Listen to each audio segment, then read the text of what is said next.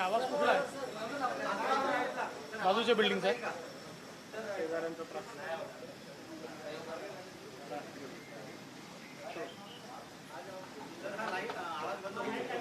आमच्याकडचा नाही आहे. कुठला आहे रे आवाज?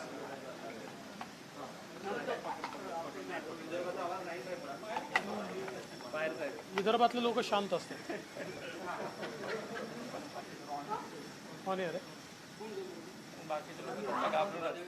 सर, मुख्यमंत्री उद्धव ठाकरे यांनी राज्यपालांना पत्र लिहिलेलं आहे.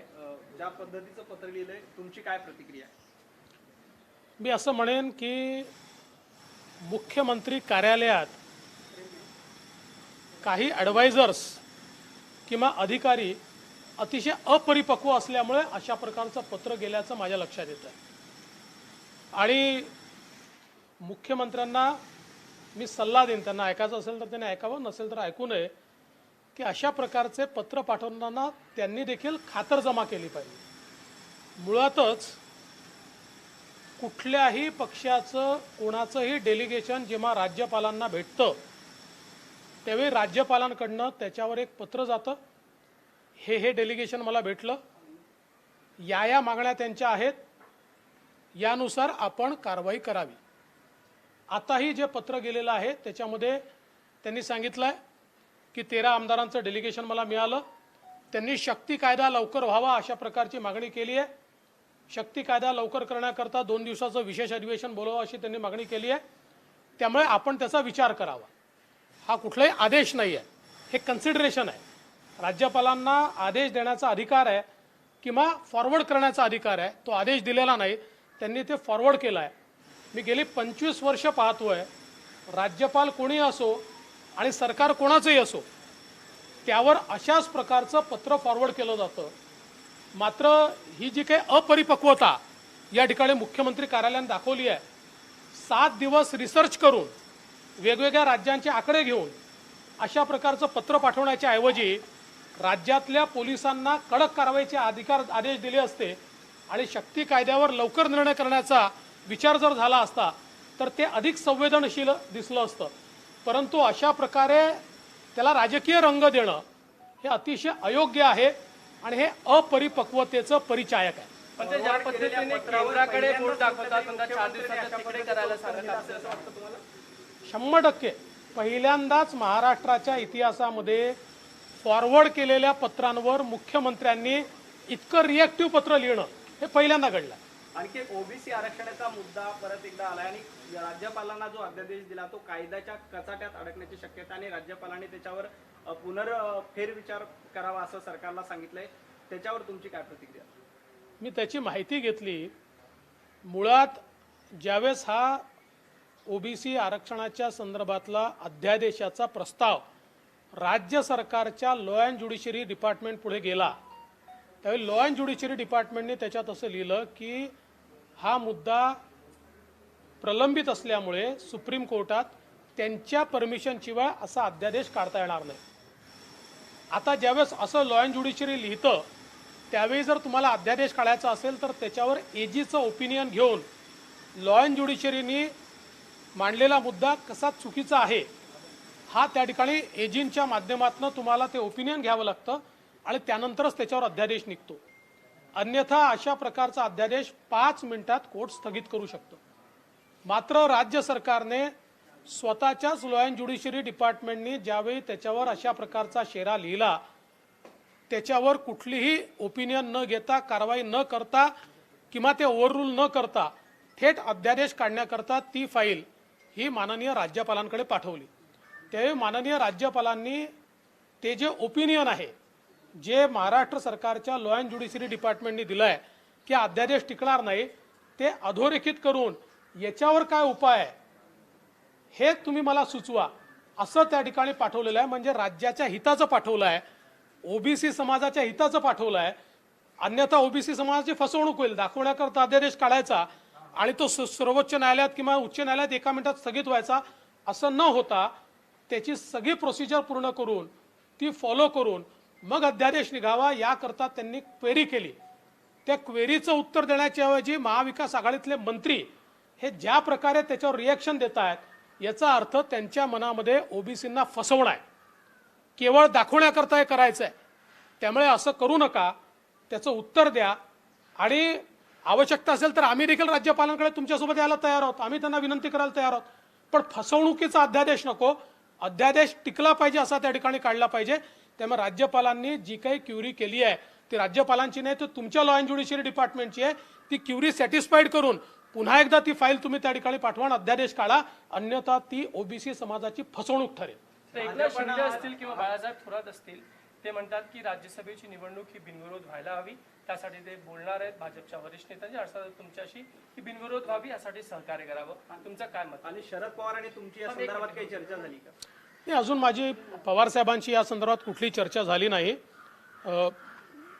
त्या नेत्यांनी जे म्हटलेलं आहे आमच्या पक्षामध्ये मी काही एकटा निर्णय करत नाही. त्यामुळे आमच्या पक्षामध्ये जे काही पक्षाचं आमचं इथली कोर कमिटी आहे त्या कोर कमिटीशी मी चर्चा करेन, त्याच्या आधारावर निर्णय होऊ शकतील. आता तरी कोर कमिटीने लढवायचा निर्णय घेतला आणि त्यामुळे आम्ही फॉर्म भरलेला आहे. भाजपचं अंकांचं गणित जुळत नाही असं आहे, पण अशा स्थितीमध्ये मग भाजप का उमेदवारी लढते असाही सवाल महाविकास आघाडीकडनं केला जातोय. कारण बिनविरोध व्हावी अशी त्यांची अपेक्षा आहे का राजीव सातवांच्या निधनानंतर? बिनविरोध जर व्हायची असेल तर त्यांनी तसा प्रयत्न जरूर करावा. आम्हाला प्रतिप्रश्न विचारून कशी बिनविरोध होईल? भारतीय जनता पक्षाने जर फॉर्म भरला असेल तर काही विचार करून भरला असेल. त्यामुळे आमच्या कोर कमिटीने विचारपूर्वक तो भरलाय. समजा उद्या असं ठरवलं आम्ही की नाही लढायचं तर तेही कोर कमिटी ठरवेल. सर, प्रभाग रचना होऊ शकते, मुंबई महापालिकेत फेर रचना होऊ शकते, त्याबद्दल तुम्ही कशा पद्धतीने बघता? मुळात या संदर्भामध्ये तुम्ही जो निर्णय घेतला होता तो बदलला गेला आणि कालांतराने परत आता तो बदलला जातो. असं आहे की ज्यावेळी प्रभाग रचनेचा निर्णय बदलला होता त्यावेळीच मी समजावून सांगितलं होतं की प्रभाग रचना करण्याच्या मागची भूमिका काय आहे, त्याच्या मागचा रॅशनल काय आहे. पण त्यावेळेस सरकारला ते नको होतं, त्यामुळे सरकारने केलं नाही. आता पुन्हा प्रभाग रचनेमध्ये त्यांच्यात विसंवाद आहे, 3 पक्षांची 3 मतं आहेत, निर्णय तर होऊ द्या, मग आपण रिएक्शन देऊ.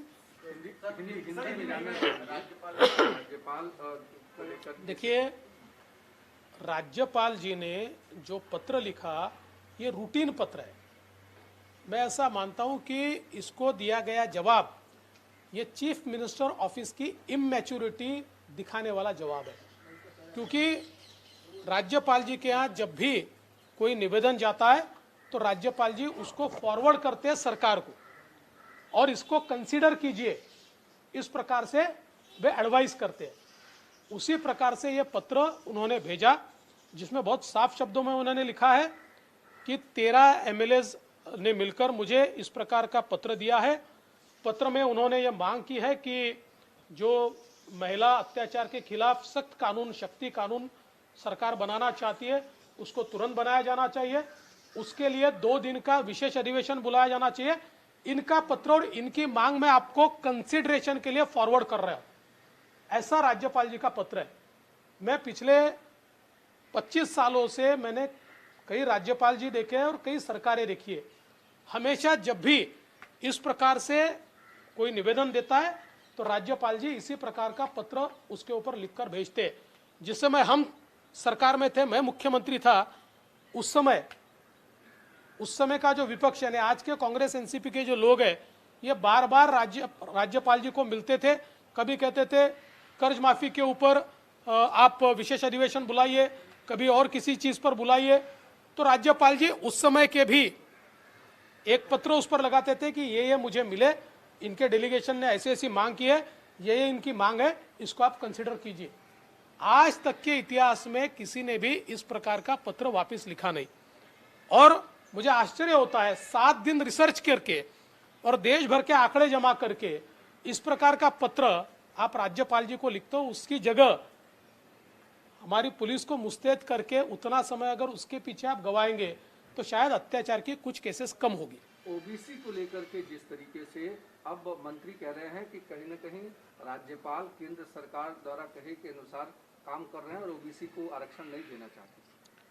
देखिए, ओबीसी के बारे में जो अध्यादेश राज्य सरकार ने राज्यपाल जी के पास भेजा था, उसकी फाइल में स्वयं राज्य सरकार के लॉ एंड जुडिशरी डिपार्टमेंट ने लिखा था कि सुप्रीम कोर्ट के परमिशन के बिना इस प्रकार का अध्यादेश नहीं निकाला जा सकता, इसलिए इसको निकालकर कोई फायदा नहीं होगा।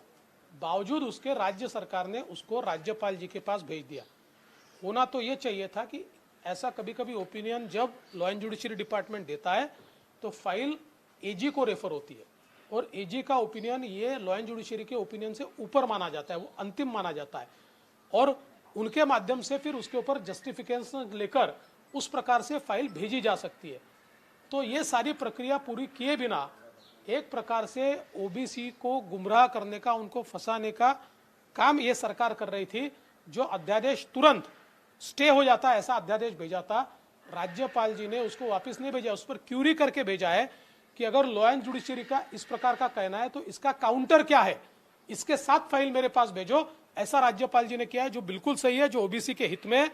ये सरकार में या तो किसी को कानून समझता नहीं है, या समझ नहीं लेना है, या फिर ओबीसीओ को केवल गुमराह करना है। राज्यसभा के चुनाव को लेकर के बीजेपी के जो भी उम्मीदवार हैं उसको लेकर के अब सरकार कह रही है कि विपक्ष को अपना विड्रॉ करना चाहिए और निर्विरोध। देखिए, भारतीय जनता पार्टी के कोर कमेटी ने चुनाव लड़ने का फैसला किया है।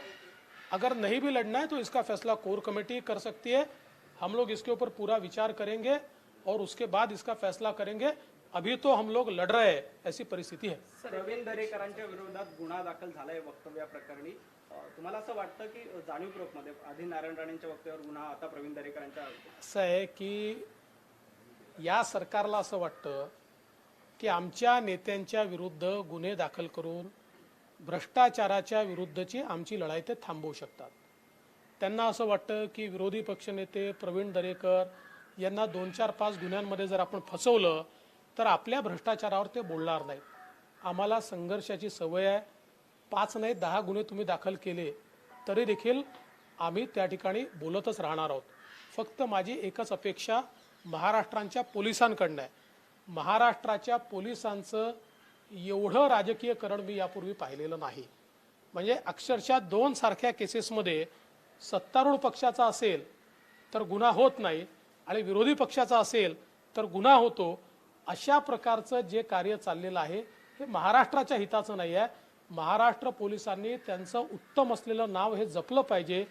राजकारणामध्ये सरकार येतात, सरकार जातात, पण संस्थांचं राजकीयकरण जर झालं आणि संस्था कायदा सोडून राजकीय दृष्ट्या वागायला लागल्या तर त्यातनं त्या संस्थांचं नुकसान होतं। म्हणून माझी अपेक्षा आहे की महाराष्ट्र पोलीस आणि त्यांचे वरिष्ठ अधिकारी आपली जबाबदारी समजून वागतील। सर अनंत गीते यांनी जे वक्तव्य केलं होतं त्याच्यावर काल बोललो।